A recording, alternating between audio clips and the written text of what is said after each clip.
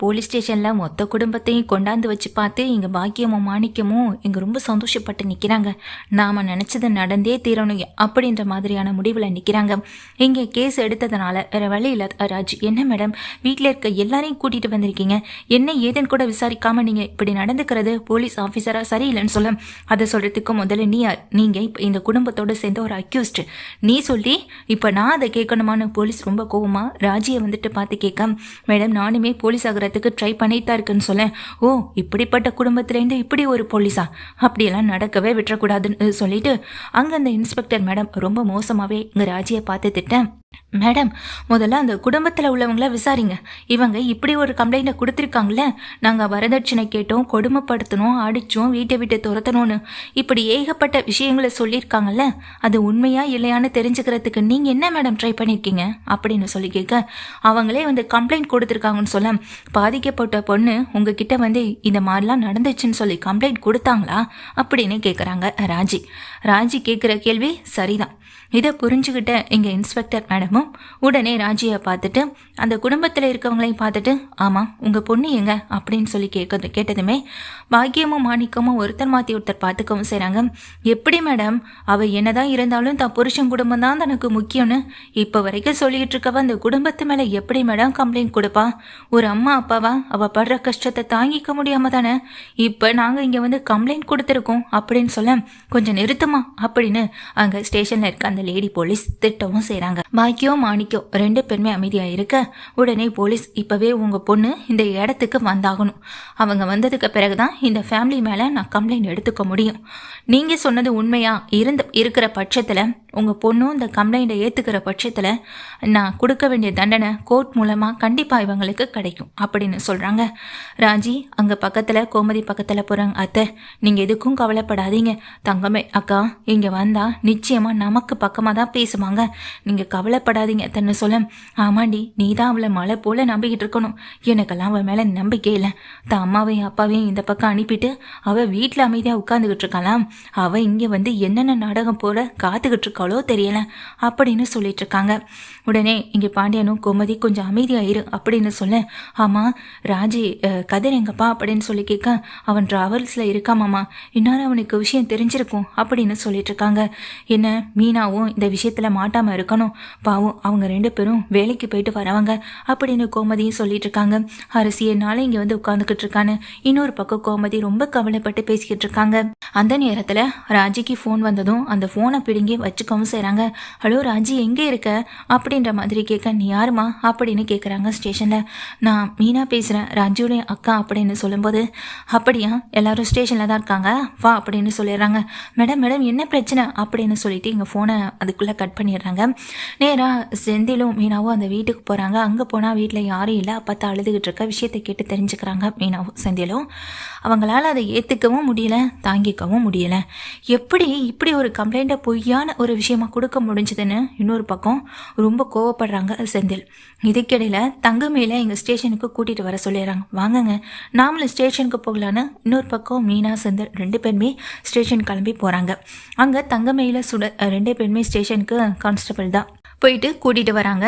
ரெண்டு பேருமே உள்ளே வராங்க. உள்ளே வந்ததுக்கு பிறகு அங்கே இங்கே ஸ்டேஷனில் இருக்க போலீஸ் வந்துட்டு உள்ளே இருக்காங்க. ஆமாம் என்னம்மா ஏமா இப்படி பண்ணன்னு சொல்லிட்டு ஓடி வந்து பாக்கியத்தையும் மாணிக்கத்தையும் பார்த்து பேச, பாக்கியம் அங்கே தங்கமேல வெளியே கூட்டிகிட்டு வராங்க. இங்கே பாரு, உனக்கு உன் வாழ்க்கை முக்கியம், அப்போது நான் சொன்னதை கேட்டு நடந்தீங்கன்னா உன் வாழ்க்கை உன் கைக்கு கண்டிப்பாக கிடைக்கும், அப்போது நான் சொல்கிறத கேட்டு நடப்பியா மாட்டியா அப்படின்னு சொல்ல, ஆமாம் மாமா அத்தை அப்புறம் என் சரவணன் மாமான்னு எல்லாரையும் தூக்கி உள்ளே வைக்கணும்னு சொல்கிறேன், எப்படிமா நான் ஒத்துப்பேன் அப்படின்னு சொல்ல, இங்கே பாருடி அவங்கெல்லாம் மான மரியாதைக்கு ரொம்ப பயந்தவங்க, நமக்கு அதெல்லாம் கிடையாது, அப்படி தானே, அப்படி இருக்கும்போது நான் அவங்கக்கிட்ட பேசி பார்க்குறேன், என் பொண்ணை உங்கள் வீட்டுக்கு கூட்டிகிட்டு போகணுன்னா நான் இந்த கம்ப்ளைண்ட் வாபஸ் வாங்குறேன், இல்லைனா கல்யாணம் ஆகாத உங்கள் பொண்ணு வரைக்கும் அங்கே களி திங்க வேண்டியதாக இருக்குன்னு சொல்லி மிரட்டி பார்க்குறேன், நிச்சயமாக உன்னை அந்த வீட்டுக்கு கூட்டிகிட்டு போவாங்கன்னு சொல்ல, ஆமாம் மிரட்டினா மட்டும் என்னை அவங்க அந்த வீட்டுக்கு கூட்டிகிட்டு போனால் மட்டும் நான் சந்தோஷமாக இருந்துட முடியுமா, அந்த வீட்டுக்கு போனால் மட்டும் எனக்கு சந்தோஷம் கிடச்சிருமாம்மா, எல்லாரும் முன்ன மாதிரி என்கிட்ட பேசணும்லம்மா அப்படின்னு சொல்ல, இதுக்கப்புறம் இந்த வீட்டில் போய் இருந்தால் தானடி எல்லாமே ஒன்று ஒன்றா நடக்கும், ஒரே நாளையில் எல்லாம் மொத்தமாக மாறிடாது மயிலு அப்படின்னு சொல்லி பாக்கியம் மயில ரொம்ப அதட்டுறாங்க. இங்கே அழுதுகிட்டே நிற்க அங்கே மேடம் கூப்பிடுறாங்கன்னு சொன்ன உடனேயே தங்கமயில் அங்கே வராங்க. மேடம் உள்ளே இருக்காங்க, உங்களை பார்க்கணுன்னு சொன்னாங்க அப்படின்னு சொல்லிட்டு இங்கே உள்ளே கூப்பிடுறாங்க. தங்கமயிலும் உள்ளே போகிறாங்க. மொத்த குடும்பமும் உள்ளே நின்றுக்கிட்டு இருக்கு. உள்ளே போகிற தங்கமயிலை பார்த்ததும் போலீஸை அதிர்ந்து போயிட்டு கிளம்பி நிற்கிறாங்க. இந்த பொண்ணா அப்படின்னு கேட்க, ஆமாம் மேடம், இவ தான் எங்கள் பொண்ணு, பேர் தங்கமயில். இவளை தான் அந்த வீட்டில் இருக்கவங்க நகை பணம் சீரு இதெல்லாம் போய் வாங்கிட்டு வான்னு அடித்து கொடுமைப்படுத்தி என் பொண்ணை என் வீட்டுக்கே அனுப்பிட்டாங்க. அவள் வந்த நாள் அழுது அவன் முகத்தை பாருங்க மேடம், எப்படி வீங்கி போய் கிடக்குன்னு. என் பிள்ளைய போட்டு அந்த அளவுக்கு கொடுமைப்படுத்துறாங்க. இப்போ கூட ஒன்றும் இல்லை மேடம், இந்த வீட்டில் இருக்க ஆட்கள் மேலே இருக்க நான் கம்ப்ளைண்ட்டை கூட வாபஸ் வாங்கிக்கிறேன். என் பொண்ணு அந்த மாதிரி இல்லாமல் சந்தோஷமாக மாதிரி அந்த வீட்டில் வாழ்ந்தா போதும், அதை மட்டும் என்ன ஏதுன்னு சொல்லுங்க மேடம் அப்படின்னு கேட்குறாங்க பாக்கியமும். போலீஸ் அப்படியே நின்று பார்த்துட்டே இருக்காங்க. தங்கமயில் அப்படின்னு பேசிக்கிட்டே இங்கே பக்கத்தில் வராங்க. ரொம்ப கேத்தா நடந்து, ஓம் பேர் தான் தங்கமயிலா அப்படின்னு கேட்க, ஆமாம் மேடம் அப்படின்னு சொல்ல, உங்கள் அம்மா சொன்ன குற்றச்சாட்டுகள் எல்லாத்துக்கும் நீ என்னம்மா பதில் சொல்கிற அப்படின்னு அங்கே ஸ்டேஷனில் இருக்க போலீஸ் இன்ஸ்பெக்டர் கேட்க, அது வந்துன்னு சொல்லி நின்றுட்டுருக்கேன்.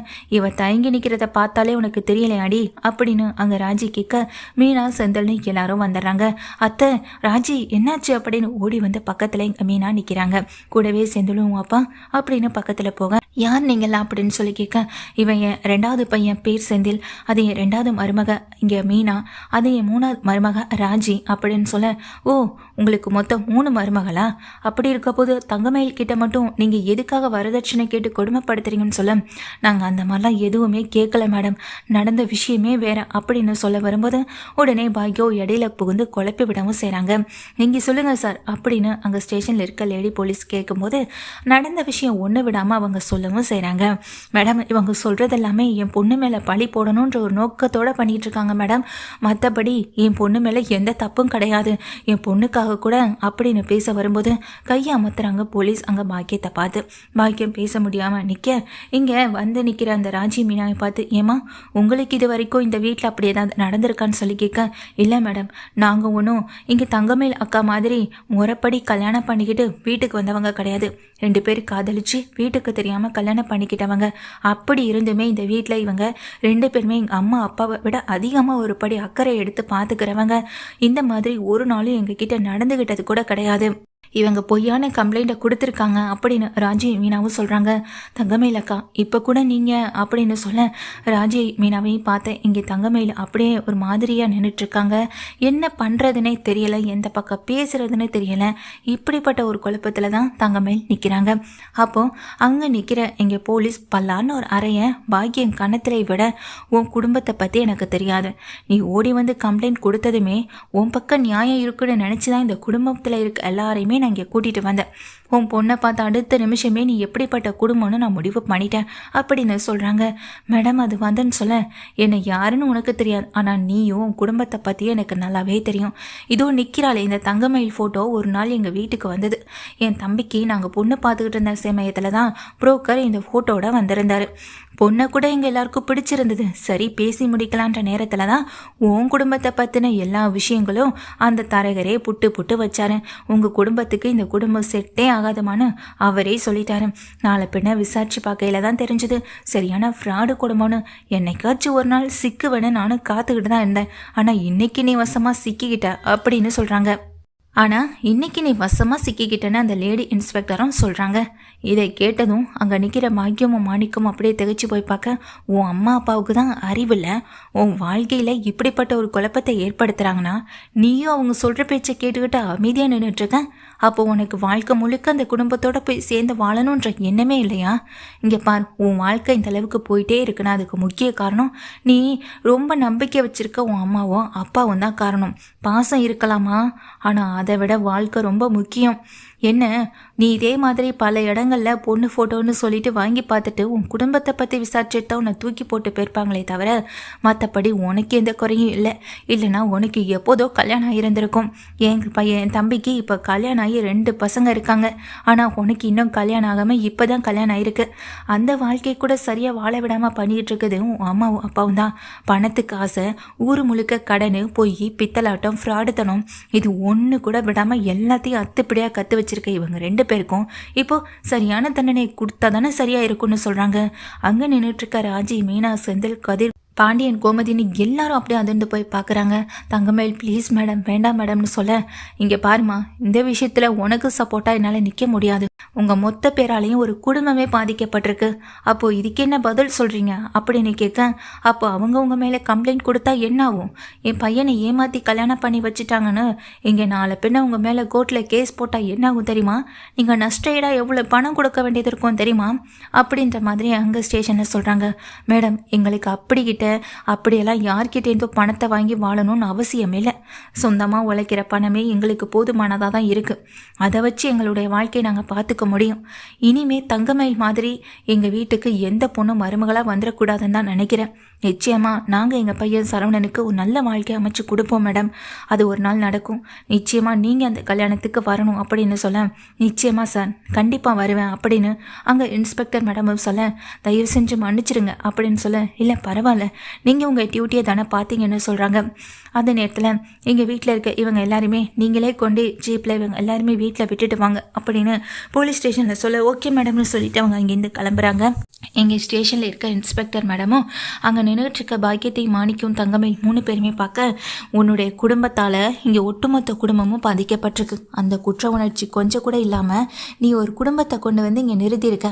இதெல்லாம் உனக்கு சரி தப்பாக தெரியல அப்படின்னு சொல்லி கேட்க, பார், கடைசி தடவை இதோட நான் வான் பண்ணி விடுறேன், இந்த இடத்த விட்டு முதல்ல கிளம்பு அப்படின்னு சொல்லிடுறாங்க. உடனே பாக்கியம், மாணிக்கும், தங்கமயில் 3 பேருமே வெளியே வராங்க. சுடருமே நிற்கிறாங்க. அப்போ தங்கமயில் சொல்கிறாங்க, இனி நான் அந்த வீட்டு பக்கம் வந்தேன்னா என்னை என்ன நிற்கலன்னு சொல்ல, மயில் என்னடி எங்கடி போக போகிறேன்னு சொல்ல, எனக்கு போகிறதுக்கு இடம் இல்லைன்னு நினச்சிட்டு இருக்கியா? என்னால் என் புருஷன் வீட்டுக்கும் போக முடியாது. பெத்த அம்மா வீடுன்னு அங்கே வந்து இருந்தால் என் வாழ்க்கையை சரி பண்ணுவேன்னு நான் நினச்சி உன்னிட்ட நான் அந்த நம்பிக்கையை வச்சேனா, ஆனால் நீ என் வாழ்க்கையை ஒட்டு மொத்தமாக இங்கே எல்லாமே சிதற அடிச்சிட்டமா. இதுக்கப்புறம் இதை ஒன்று சேர்க்கறதுன்றது ஆகாத காரியம். பார்த்தியில சரவணன் மாமாவுக்கு இன்னொரு கல்யாணம் பண்ணி வைக்க போறாங்களா? இப்போ உனக்கு சந்தோஷமா? என் வாழ்க்கையை சரி பண்ணுறேன்னு எடுத்த முயற்சி கடைசியில் எப்படி வீணாயிடுச்சு பார்த்தியா அப்படின்னு சொல்லிட்டு தங்கமயில் வந்துட்டு திட்டமும் செய்கிறாங்க.